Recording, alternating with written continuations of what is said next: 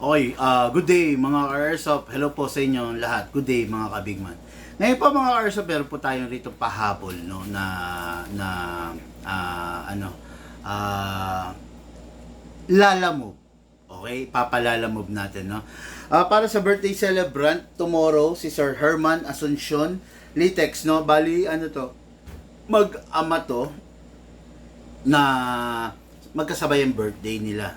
So father and son, kung tawagin. No? Okay, so mag-ama na magkasabay yung birthday nila. So, review and unbox tayo ng unit, ipapalalamove today. No? Shoutout po, Sir Herman Asuncion of Litex, Commonwealth to, malamang. No? So, ito na po yung unit nyo. No? Sa napakabihirang pagkakataon, nagsabay, magbabangga ngayon. Okay? Yan, okay? Nagsabay, magbabangga ngayon the 2011 Elite R series, no? Elite R from the WE, no upgrade.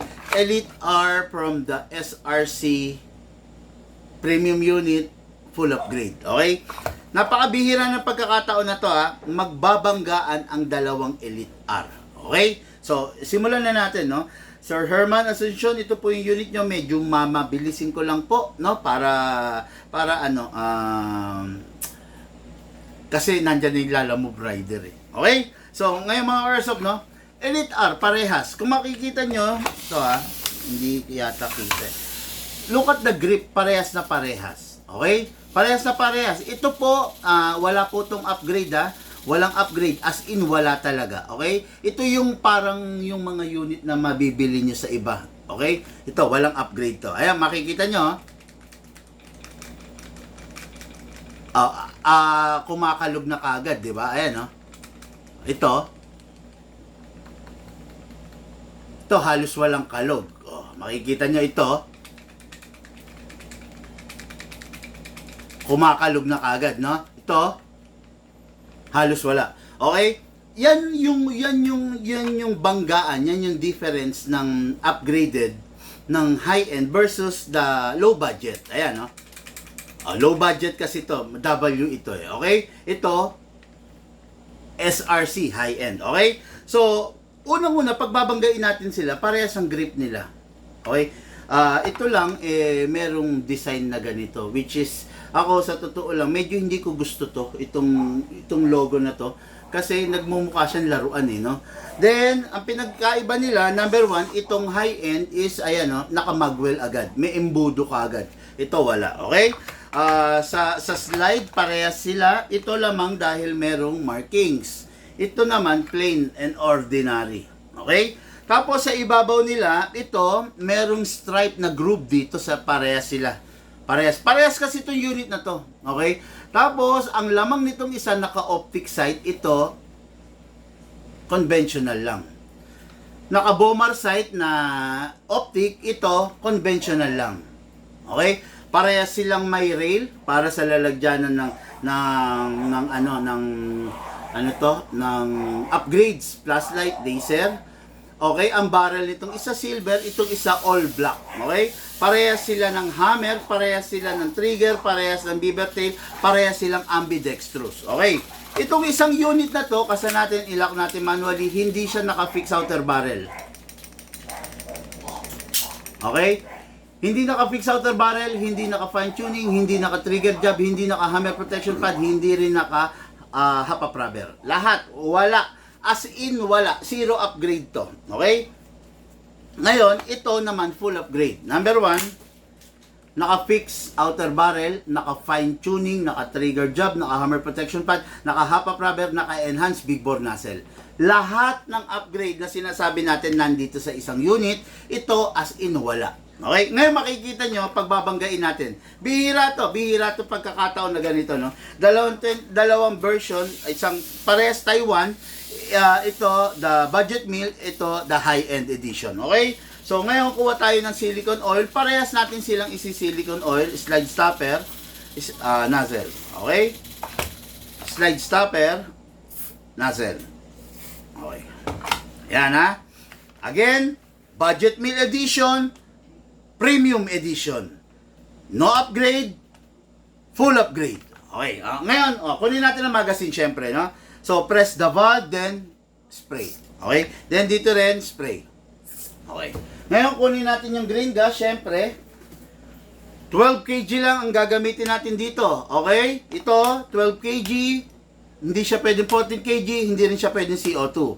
Ito naman, pwedeng 12 kg, pwedeng 14 kg, pwedeng CO2. Okay? Pero pareha sila ang gagamitin natin, 12 kg at saka 0.20 grams. Okay? Upside down, then press down. 2. Okay? 2 seconds lang nilagay natin, no? Ito pa pala. Okay? So, lagyan natin ngayon ng bala, 0.20 grams mga karso.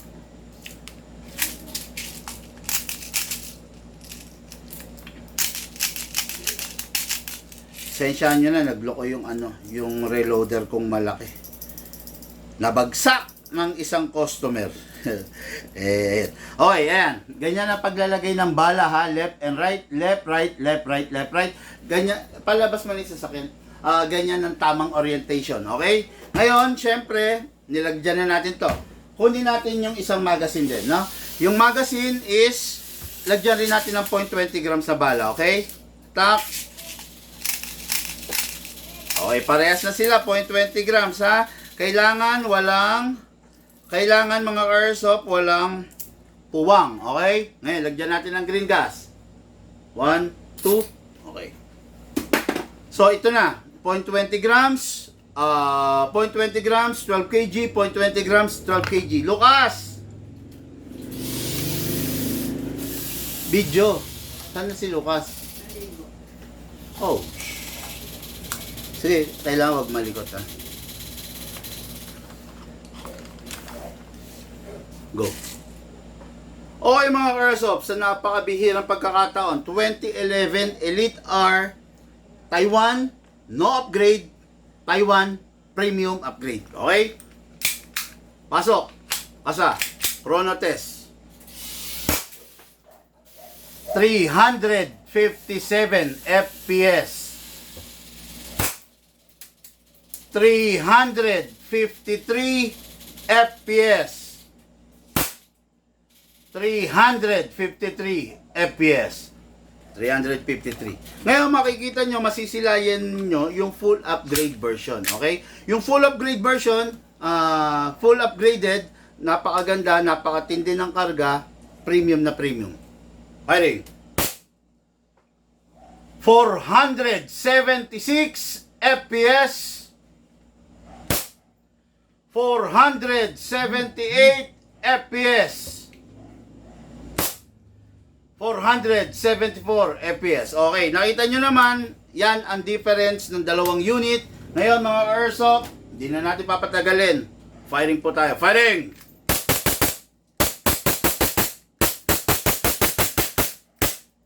Open slide. Taiwan version, no upgrade. Firing!